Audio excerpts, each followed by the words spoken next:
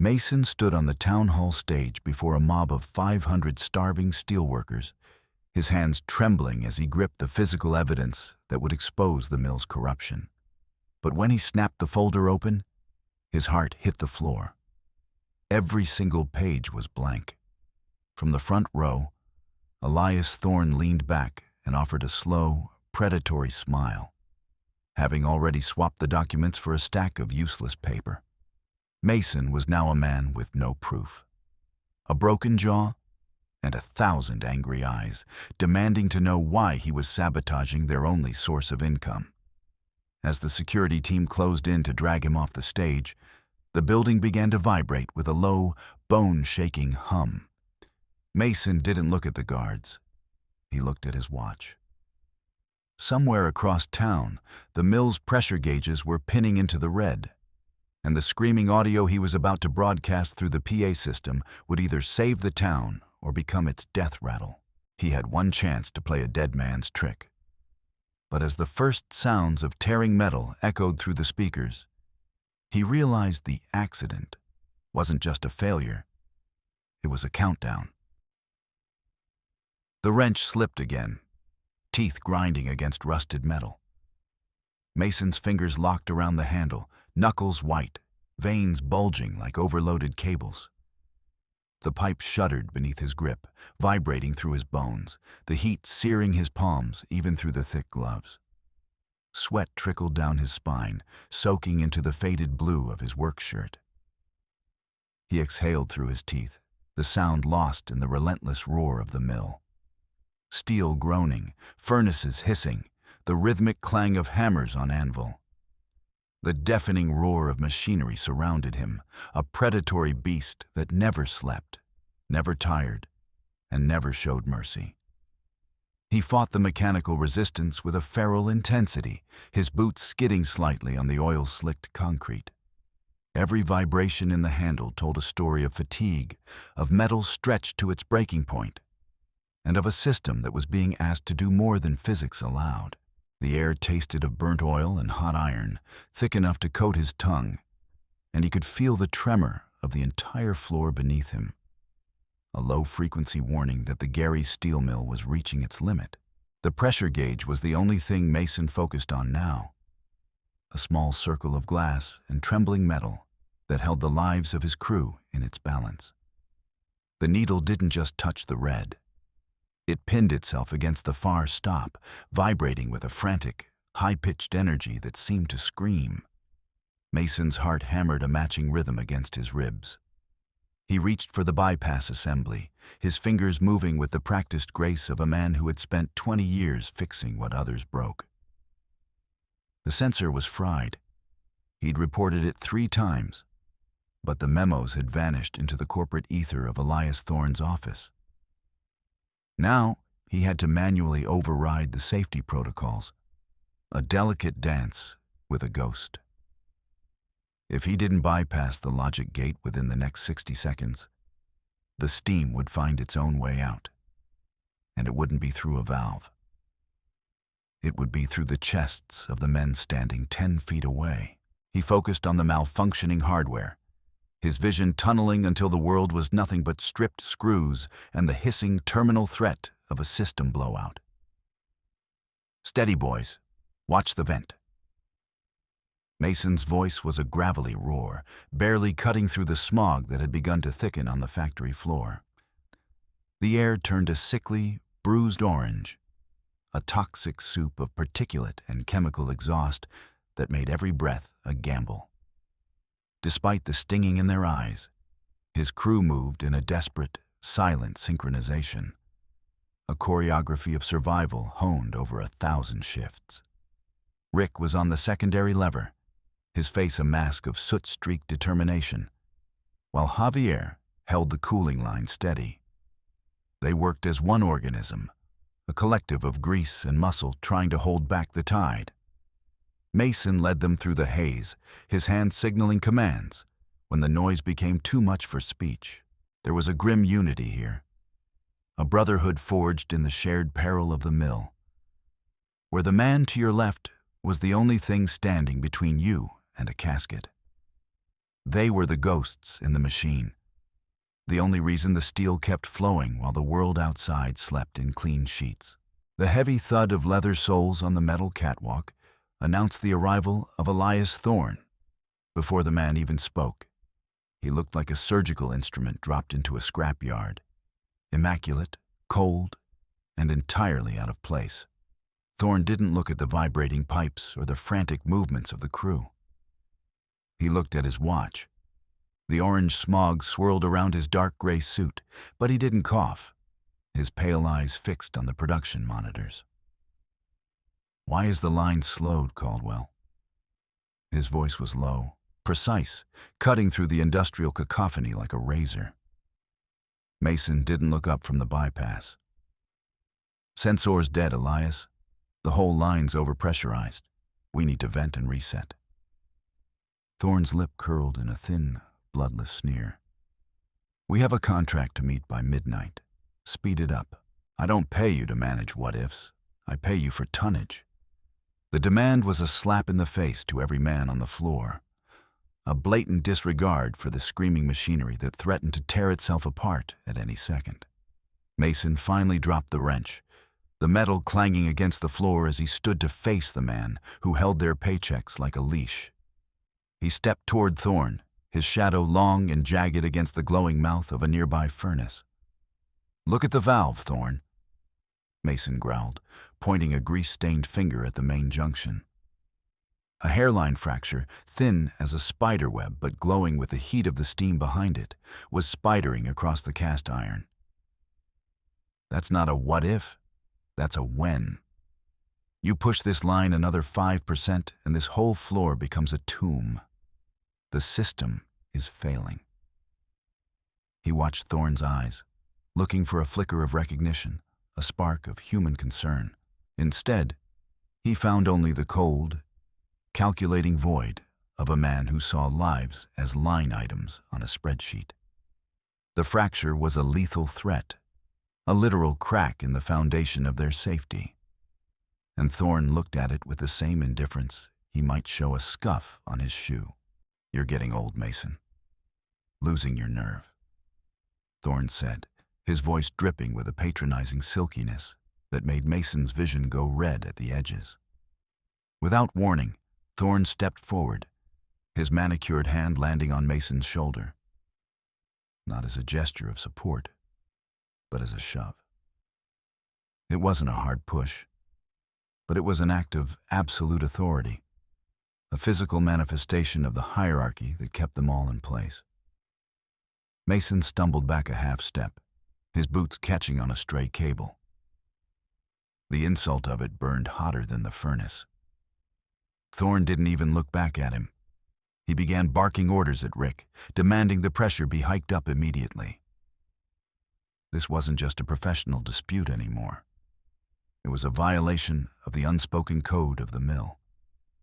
Thorne was playing God with men's lives, and he was doing it with a smile that never reached his colorless eyes.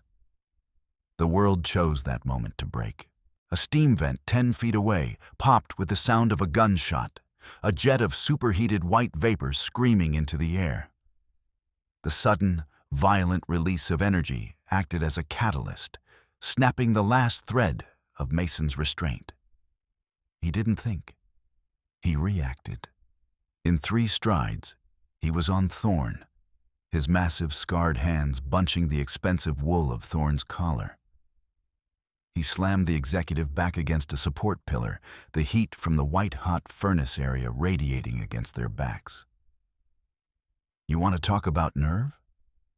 Mason hissed, his face inches from Thorne's. The scuffle was brief but brutal, a reflexive explosion of rage against years of reckless management. Thorne's eyes widened, the mask of corporate calm finally cracking to reveal the coward beneath. Around them, the mill seemed to roar in approval, the hissing steam and grinding gears providing the soundtrack to a long-overdue reckoning. They traded blows in a desperate, clumsy struggle on the oily floor. Thorne swung wildly, a desperate survival instinct kicking in, his fist glancing off Mason's jaw. Mason didn't feel the pain. He only felt the righteous weight of his own anger. He threw a short, heavy punch into Thorne's midsection, feeling the air leave the man's lungs. Before he could follow up, the heavy tread of security boots thundered across the metal plating. Two guards, broad-shouldered and faceless in their tactical gear, threw themselves into the fray. They grabbed Mason's arms, pulling him back with a violence that nearly dislocated his shoulders. Thorne scrambled away, gasping for breath, his immaculate suit now ruined by grease and soot. The total breakdown of order was complete. The enmity that had simmered for years was now an open wound, bleeding out in the middle of the factory floor while the machinery continued its relentless, terminal scream. As the guards wrestled him backward, Mason's hand brushed against Thorne's hip. He felt the hard, rectangular shape of the electronic keycard, the master access to the administrative levels, the servers, and the secrets Thorne kept locked away. In the chaos of the struggle, with the guards focused on his upper body, Mason's fingers moved with a thief's precision. He palmed the card, sliding it into the hidden pocket of his Carhartt jacket in a single, fluid motion. He stopped resisting, letting his body go limp as the guards pinned him against a crate. He kept his eyes down, his breathing heavy, hiding the prize he had just secured. He was no longer just a foreman trying to fix a pipe.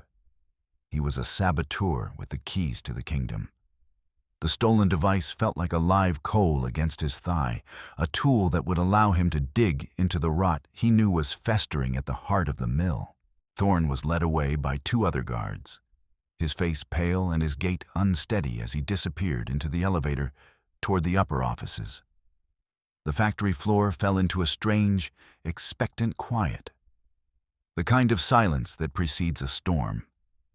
Mason stayed behind, the guards having released him with a final, warning shove. He didn't move for a long time, just stood there in the orange haze, watching the steam curl around the fractured valve. The absence of Thorne allowed him a moment of clarity. He knelt by the equipment, his hands trembling slightly, not from fear, but from the lingering adrenaline. He needed to see it for himself, without the distraction of a corporate vulture hovering over his shoulder. He reached out and touched the metal, feeling the vibration of the system, a low-level thrum that felt wrong in a way he couldn't quite put into words. He pulled a small LED light from his pocket and shone it onto the valve assembly. What he saw made his blood run cold. The hairline fracture wasn't just a result of age or pressure. There were distinct, fresh tool marks around the safety limiter housing. Someone had intentionally backed off the tension bolts, bypassing the mechanical fail-safes that were supposed to prevent the very overpressure situation they were currently facing. It wasn't negligence. It was sabotage. The discovery was a physical blow, a revelation that the mechanical failures he'd been fighting all week were deliberate modifications. Someone had wanted this line to run at lethal levels, and they had gone to great lengths to make sure the safety systems wouldn't interfere. Mason's mind raced, connecting the dots of the last few days, the denied repair requests, the hidden memos, and Thorne's sudden, desperate push for production. The realization settled in his gut like lead. Thorne hadn't just been greedy. He had been calculated. He had compromised the lives of every man on this floor to fulfill a lucrative contract that required the mill to produce at speeds the infrastructure couldn't handle. The contract wasn't just a deal. It was a death warrant. Mason looked at the men of his crew, still working to stabilize the line, oblivious to the fact that their boss had rigged the very machines they operated to become bombs. The scale of the conspiracy was staggering, and the stakes were no longer just about jobs or tonnage. They were about survival. Mason stood up, his jaw set, his hand closing around the stolen keycard in his pocket. He knew what he had to do. The corporate deal was a lie, and the truth was buried somewhere in the digital logs Thorne was so desperate to protect. The world ended with a sound like the earth cracking open. The fractured valve didn't just leak, it disintegrated, the cast iron turning into lethal shrapnel under the force of 4,000 pounds of pressure. A wall of scalding steam and jagged metal swept across the floor. Travis, who had been adjusting a cooling line less than 5 feet away, never had a chance. The blast threw him backward like a rag doll, his body disappearing into the white cloud. Mason was knocked off his feet. The air punched out of him as he skidded across the concrete. Toxic smoke, a thick, black and yellow bile, began to pour from the ruptured lines, filling the mill in seconds. "Travis!" Mason screamed, but his voice was swallowed by the roar of escaping steam. He tried to crawl toward where his friend had fallen, but the heat was an impenetrable wall, searing his lungs. He was forced to retreat, stumbling blindly through the dark, leaving his friend behind in the choking, lethal fog. The corporate reaction was swifter than any ambulance. Before the smoke had even cleared, a fleet of black SUVs swerved into the parking lot, and men in clean, dark coveralls began sealing off the maintenance floor. They weren't doctors. They were the scrub team. The corporate cleaners Thorne kept on retainer for moments exactly like this. Mason watched from the shadows of the loading dock, his heart heavy with the news that Travis had been pulled out alive, but was in a deep, unresponsive coma. A sympathetic clerk in the administrative office whispered the truth to him. He had exactly 6 hours. 6 hours before the scrub team reached the mainframe and purged every digital log, every pressure reading, and every record of the tampered safety limiters. The clock was ticking, and the evidence of Thorne's crimes was being systematically erased while Travis lay dying in a hospital bed 3 miles away. Mason bypassed the main entrance, using a service stairwell to reach his workstation on the mezzanine. He needed those logs. He needed the proof that the pressure had been spiked manually. He slid into his chair, his fingers flying over the keyboard, but the screen didn't show the familiar login prompt. Instead, a large red "Access Denied" box pulsed in the center of the monitor. The administration had remotely locked his terminal, cutting him off from the network. This wasn't just a security measure. It was an isolation tactic. Thorne was moving to box him in, to ensure that the only version of the story that survived was the one written in the corporate boardroom. The digital barrier was a wall he couldn't climb, a cold, electronic silence that confirmed he was now an enemy of the state within his own mill. He stared at the screen, the blue light reflecting in his steel-gray eyes, his mind already pivoting to his next move. He headed back to the locker room, needing his personal tools and the notebook where he kept his own handwritten maintenance logs. But when he rounded the corner to his row, he stopped short. His locker door was hanging open, the metal twisted as if it had been pried with a crowbar. His belongings were scattered across the floor, his thermos smashed, his extra boots tossed into a puddle of oily water, and his family photos torn to shreds. It was a message, loud and clear. This wasn't just a search. It was a desecration. Thorne's enforcers wanted him to know that nowhere was safe, that they could touch everything he owned, and that they were watching his every move. The targeted vandalism sent a chill down his spine, but it also hardened his resolve. If they were this desperate to scare him, he must be closer to the truth than he realized. The isolation deepened when he reached the parking lot. His old Ford truck sat slumped in its space, all 4 tires hissed flat, the rubber sliced with a precision that spoke of professional intent. The lot was empty, the flickering sodium lights casting long, skeletal shadows across the asphalt. He was trapped on the mill property, his means of escape methodically stripped away. Thorne was ensuring that Mason couldn't go to the police, couldn't go to the union, and couldn't leave until the scrub team had finished their work. He stood there for a moment, the silence of the lot more oppressive than the roar of the machinery. He was a man alone in a fortress owned by his enemy, with nothing but his wits and a stolen keycard to his name. He took a deep breath, the metallic air of Gary filling his lungs, and turned back toward the dark silhouette of the mill. He didn't need a truck to move through the shadows. He used the stolen keycard to slip into a side door of the maintenance office, the electronic lock chirping a soft, traitorous green. The office was a tomb of paperwork and stale coffee, lit only by the ghostly glow of the emergency lights. Mason moved with the silence of a predator, his eyes scanning the desks for any physical backup. A thumb drive, a hard copy printout, anything that the scrub team might have missed in their digital purge. He knew the mill's internal systems better than anyone. He knew there were analog backups for the high-pressure lines, hidden in a cabinet Thorne probably didn't even know existed. He needed tangible proof of the safety tampering, something he could hold in his hand and show to a judge. He began to leaf through the files, his heart racing with every creak of the building's settling bones. He was halfway through a drawer of incident reports when the door at the far end of the machine shop clicked shut. Two men stepped out of the shadows, their silhouettes sharp against the dim light. They weren't mill security. They were consultants, corporate muscle in expensive windbreakers and flat, empty eyes.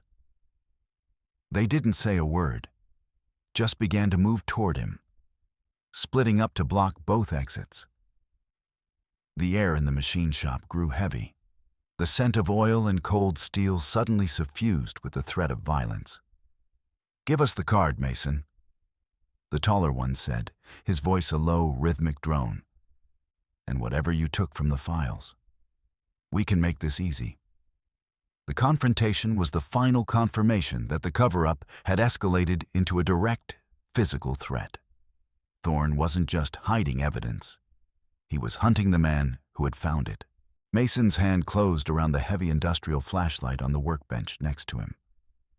It was a foot-long cylinder of aircraft-grade aluminum, weighted and solid. As the first consultant lunged, Mason swung it in a wide, desperate arc.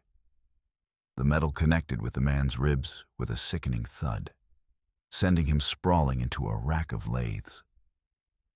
The second man pulled a baton, the telescopic metal snapping out with a lethal click. Mason didn't wait for the strike. He threw a heavy wrench he'd tucked into his belt, the tool catching the consultant in the shoulder. The brutal scuffle was a blur of shadows and the ring of metal on metal. Mason managed to create a brief opening, a narrow gap between the heavy machinery. He didn't look back, diving into the darkness of the shop floor, his breath coming in sharp, ragged gasps as he fled deeper into the labyrinth of the mill. He found the opening to the ventilation shaft behind a stack of shipping crates, a narrow, rectangular maw that led into the gut of the building. He squeezed inside, the rusted metal scraping against his shoulders, the space so tight he could barely expand his chest to breathe. He crawled on his stomach, the flashlight between his teeth, moving by feel through the layers of dust and grime. Above him, he could hear the muffled shouts of the security teams and the heavy thud of boots on the floors he had just left. The claustrophobic route was his only hope, a hidden artery that bypassed the locked doors and guarded hallways. He was heading for the administrative archives, the one place where the old-school paper trail might still exist, buried beneath the digital facade Thorne had built. Every inch was a struggle, his muscles screaming in protest. But the thought of Travis in that hospital bed kept him moving. He kicked out the grate in the records room and dropped to the floor, the silence of the room a stark contrast to the thrumming of the ventilation shaft. He moved to the pending cabinet, his fingers trembling as he pulled a folder labeled Incident Report, line 4B. He opened it and felt the world tilt on its axis. The report was complete, detailed, and signed by Thorne. It blamed Travis Bennett for gross operator error and unauthorized bypass of safety protocols. But it wasn't the content that chilled Mason to the bone. It was the date. The report had been filed and time-stamped 3 days before the actual explosion. This wasn't an investigation. It was a script. Thorne hadn't just ignored the risk. He had planned for the failure, choosing Travis as the fall guy before the first spark had even flown. The document was a smoking gun, a cold-blooded proof of premeditated disaster. Deeper in the folder, Mason found the insurance valuation documents. The mill wasn't just losing money, it was drowning in corporate debt. The failure of the main line was designed as a massive tax write-off, a way to trigger a catastrophic loss clause that would pay out millions to the parent company. It was calculated, murderous insurance fraud. Travis hadn't been a victim of an accident. He had been a sacrifice for a financial bailout. The motive shifted from simple greed to a monstrous, systemic cruelty that made Mason's stomach churn. He sat on the floor in the dark, the papers clutched in his hand, realizing that he wasn't just fighting for his job anymore. He was fighting a man who had put a price tag on his friends' lives and found them wanting. He knew he couldn't just walk out with the papers. He'd be caught before he hit the gate. He needed a stage, a place where the truth could be seen by everyone at once. The town hall meeting was scheduled for that evening, a public forum where Thorne would try to sell his version of the story to the desperate people of Gary. Mason tucked the incriminating documents into his jacket, his mind already spinning a desperate, high-stakes plan. He would swap the rigged digital logs Thorne intended to show with the original, unedited files he had just found. It was a long shot, a gamble that required him to survive the next few hours and get back into the heart of the town hall. But as he looked at the pre-written report blaming his friend, Mason knew it was the only way. He wasn't going to let Travis die for a tax break. The town hall gym was packed, the air thick with the smell of wet coats and the palpable, vibrating hum of collective anxiety. Elias Thorne stood at the podium, a figure of calm, corporate authority against the backdrop of the aging brick walls. He opened the meeting with a grim, practiced somberness, his voice projected through the speakers with a clarity that commanded silence. "I come to you with a heavy heart," he began, his pale eyes scanning the crowd. "But we must face the reality of our situation. If these safety rumors, these unfounded accusations from disgruntled employees, do not cease, the mill will be forced to close its doors permanently. We cannot operate in an environment of legal uncertainty. It was a masterstroke of manipulation, a direct threat designed to choke the life out of any dissent before it could even breathe."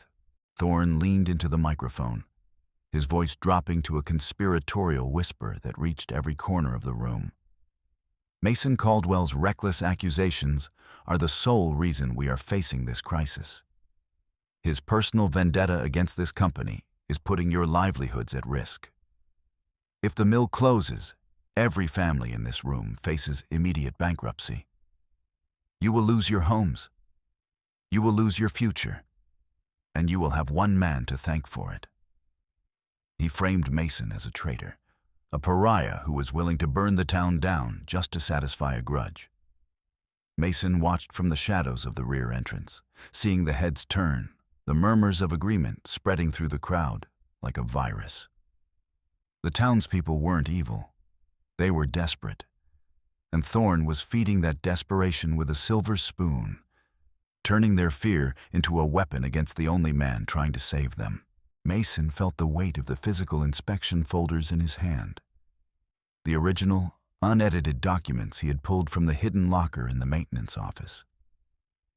These were his shields, his only defense against the tide of lies Thorne was pouring into the room. He had spent the last hour dodging security, his body a map of bruises and exhaustion. But the sight of those folders gave him a second wind. He knew that once the people saw the signatures, once they saw the dates on the pre-written reports, the illusion would shatter. He just had to get to the stage. He began to move through the side hallway, his heart hammering against his ribs, his eyes fixed on the podium where Thorne was still weaving his web of deceit. He didn't make it 5 steps before a group of men stepped out from a doorway, blocking his path.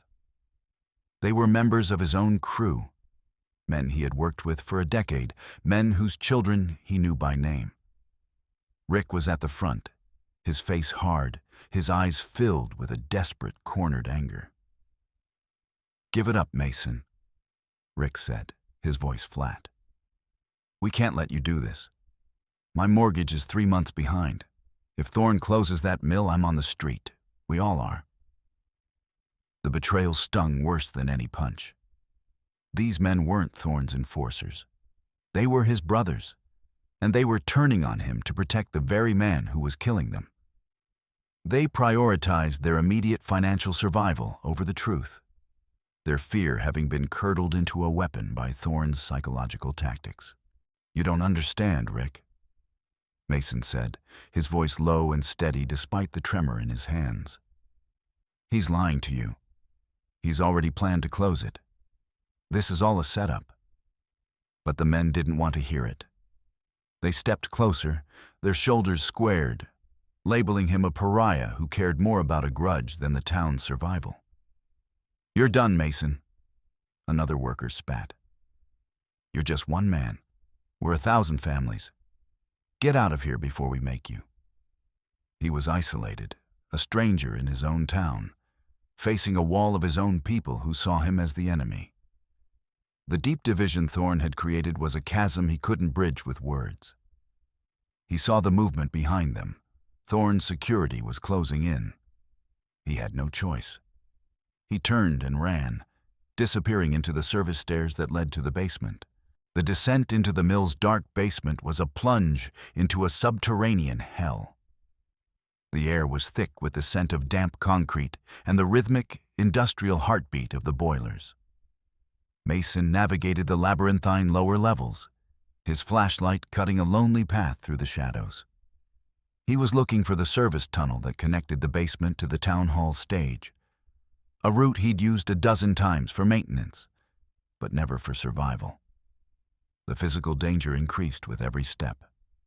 The old pipes hissed with a menacing energy, and the darkness seemed to press in from all sides. He could hear the echoes of his pursuers, the heavy thud of boots and the crackle of radios, reverberating through the concrete halls. He was a rat in a maze, but he knew this maze better than any of them. He was nearly at the tunnel entrance when a shadow detached itself from the wall. It was Thorne's head of security, a mountain of a man with a face like a slab of granite. He didn't waste time with words, lunging forward with a speed that belied his size. The scuffle was brutal and close quarters, fought in the narrow space between 2 massive, hissing boilers. The guard swung a heavy baton, the metal whistling past Mason's ear and denting the boiler casing with a shower of sparks. Mason rolled, his shoulder hitting the hot metal, the pain a sharp, electric jolt. This was the corporate regime's final effort to silence him, a lethal force unleashed to ensure the truth never reached the light. The guard was a professional, his movements calculated and efficient, and Mason knew he was outmatched in a fair fight. He scrambled for a weapon, his hand closing around a length of heavy iron pipe that had been left near a repair site. As the guard lunged again, Mason swung with everything he had. The pipe connected with the guard's forearm, the sound of breaking bone muffled by the deafening hiss of a nearby steam leak. The guard grunted, his baton clattering to the floor, but he didn't stop, throwing a heavy shoulder into Mason's chest. They crashed into a stack of crates, the air leaving Mason's lungs in a ragged gasp. The struggle was visceral, a desperate fight for survival in the bowels of the building. Mason managed to kick the guard's knee, feeling the joint buckle, and followed up with a desperate, 2-handed swing of the pipe to the man's temple, The guard slumped against the boiler, his eyes rolling back as he slid to the floor. Mason didn't wait to see if he was breathing.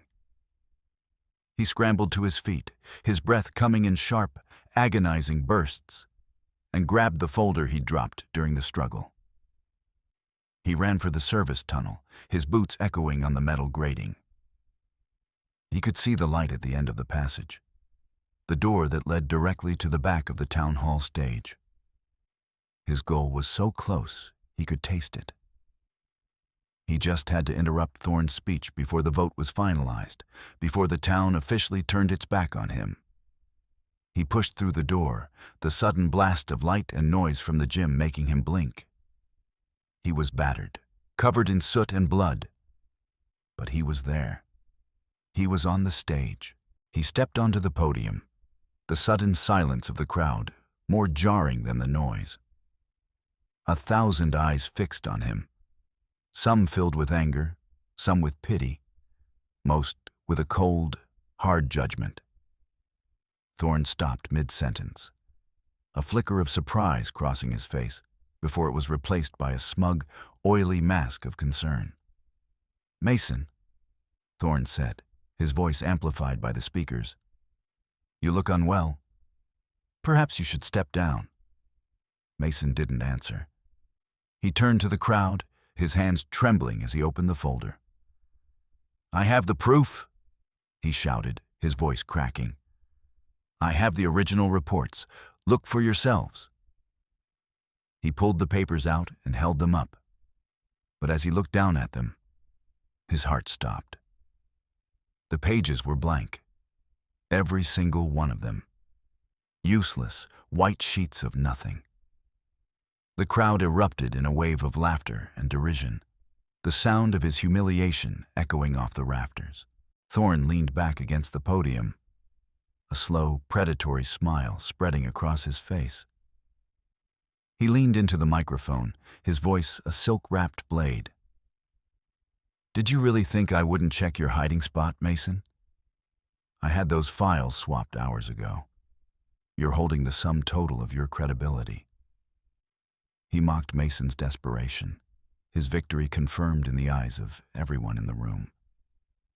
This was the final twist, the crushing realization that Thorne had been 3 steps ahead the entire time. Mason stood there, a broken man holding a handful of blank paper, while the man who had tried to kill him basked in the glow of the public's approval. His credibility was gone, his evidence was destroyed, and he was standing before an angry mob that wanted nothing more than to see him disappear. The humiliation was complete, but the universe wasn't finished with them yet. As the jeers reached a crescendo, a new sound began to filter into the room, a low, rhythmic thrumming that vibrated through the floorboards. Then, the mill's internal pressure alarms began to scream, a high-pitched electronic wail that cut through the noise of the crowd. Thorne's expression turned from smug victory to a sudden, sharp panic. He knew that sound. It was the signal of a second, final catastrophic failure. The system he had pushed to the brink was finally giving way, and this time, there would be no bypass. Mason realized it in the same instant. The entire facility was now a ticking time bomb, and they were all sitting right on top of it. The gym, the town, the people. Everything was 1 hour away from being erased. The panic in the room was a living thing, a cold current that swept through the crowd as the alarms continued to wail. But Elias Thorne was a man who didn't know how to lose. He grabbed the microphone, his voice rising to a frantic, commanding roar. "Ignore the alarms. It's just a sensor glitch. Another one of Caldwell's tricks." He pointed a shaking finger at Mason. "I call for an immediate vote. A banishment. This man is a danger to our community. He is never to step foot on mill property again. Who is with me?" The crowd, caught between the terror of the alarms and the habit of obedience, began to jeer again, their voices a discordant chorus of fear and anger. Mason stood frozen on the stage, the floor beneath him vibrating with a rhythmic thrumming he recognized in his very bones. He didn't look at the crowd. He looked at the floor. He felt the specific frequency of the vibration, the deep, guttural pulse of the boiler room 3 blocks away. And then he remembered. The Gary Mill was an old beast, built in an era when the town hall and the factory were the 2 halves of a single heart. He remembered the old-timers talking about the Ghost Link, a unique acoustic coupling between the mill's main boiler room and the town hall's PA system, designed for emergency broadcasts before the age of digital networks. The old emergency frequency was still active, a dormant line of communication that bypassed the administrative blocks Thorne had put in place. It was a veteran's secret, a piece of forgotten lore that was about to become his only weapon. Mason didn't argue. He didn't plead. He dove under the sound technician's table, his movements a blur of desperate intent. The technician tried to stop him, but Mason shoved him aside, his hands finding the tangle of cables and the old dust-covered radio patch panel. He used a jumper wire, a trick he'd learned from a union rep 30 years ago, to hijack the gymnasium speakers. He wasn't looking for a microphone, he was looking for the sensor feed. He connected the PA system directly to the internal vibration sensors of the failing furnace, bypassing the corporate filters and the Thorne-controlled mainframe. He was turning the town hall into a giant stethoscope, a way to let the mill speak for itself. The transformation was instantaneous. The gymnasium speakers didn't just play sound. They exploded with the screaming, agonizing roar of the dying mill. The sound of metal grinding against metal, the high-pitched terminal whistle of escaping steam, and the deep, rhythmic thud of a furnace about to breach. It all poured into the room with a physical force. The townspeople didn't just hear it. They felt it in their teeth, in their chests. They covered their ears, their faces contorting in shock and sudden, undeniable realization. This wasn't a glitch. This was the sound of a system that had been pushed beyond its physical limits, a mechanical scream for mercy that no one could ignore. The roar was so loud, it seemed to shake the very foundations of the building. Mason scrambled back to the podium and grabbed the microphone, his voice barely audible over the industrial cacophony. "Listen to it," he roared, his eyes fixed on the crowd. "That's not me talking, that's the mill. That's the heartbeat of your jobs, your homes, and your lives, and it's dying. Thorne told you I was the threat, but listen to the sound of his greed. He's pushed it until it's breaking, and he's going to let it take all of us with it." He challenged the workers to recognize the sound.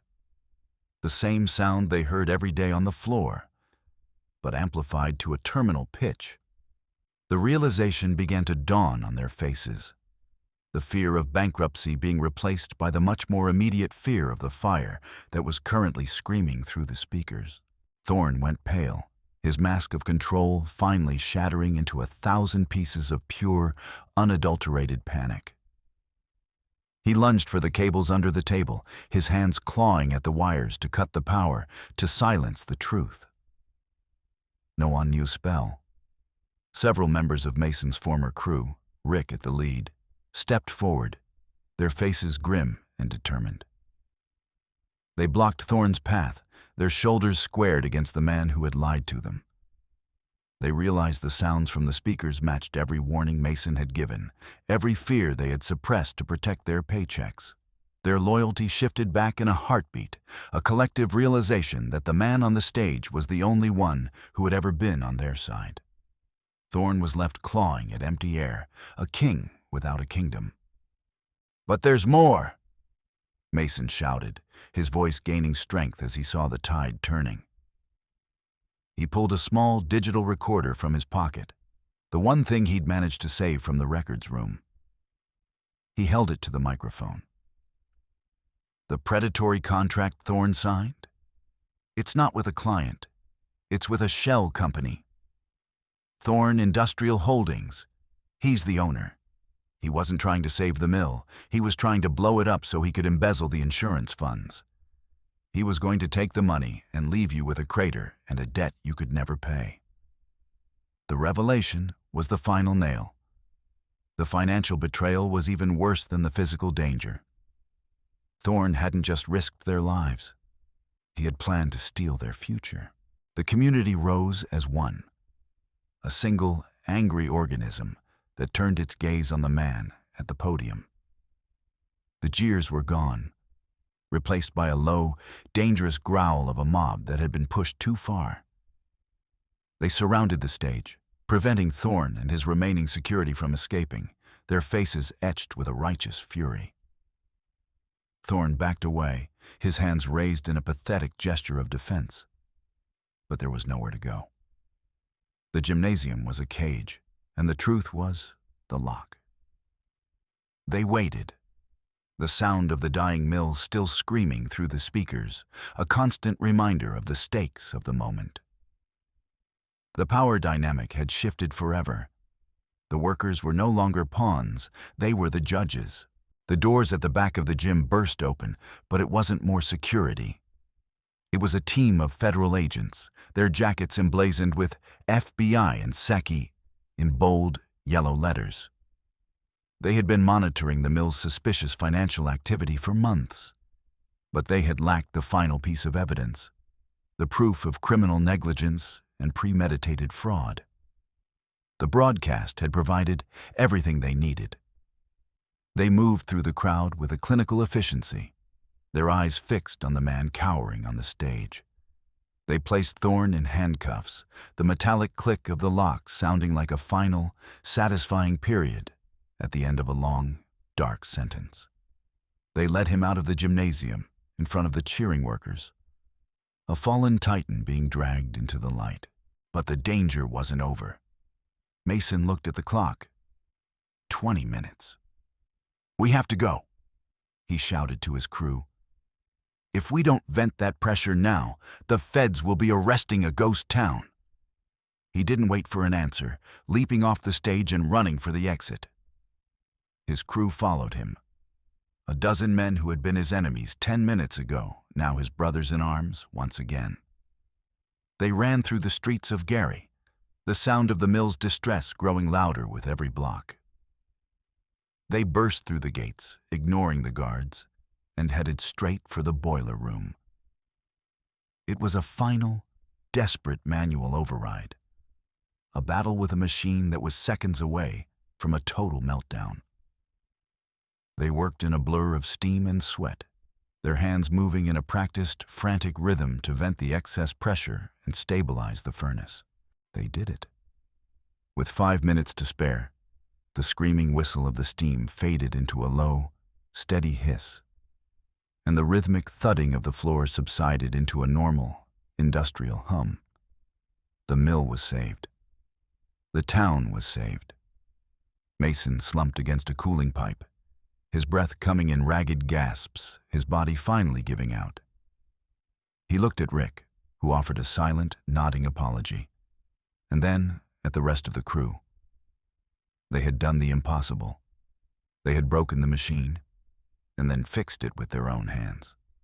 The Gary steel mill was still standing, and for the first time in years, it belonged to the people who actually ran it. The news arrived just as the sun began to peek over the horizon. A phone call from the hospital. Travis had finally woken up. He was weak, and he had a long road of recovery ahead of him, but he was alive. The nightmare was over. Mason stood at the mill gates at dawn, the morning air of Gary tasting cleaner than it had in decades. He was officially jobless. The corporate structure was in shambles, and the feds were still processing the scene, but he didn't care. He watched the black smoke clear as the sun rose, casting a golden light over the rusted skeletons of the factories. He was an old man with scarred hands and a broken truck, but as he breathed in the cool morning air, he knew he had won. He was the undisputed soul of the valley, and for the first time in his life, he could finally breathe.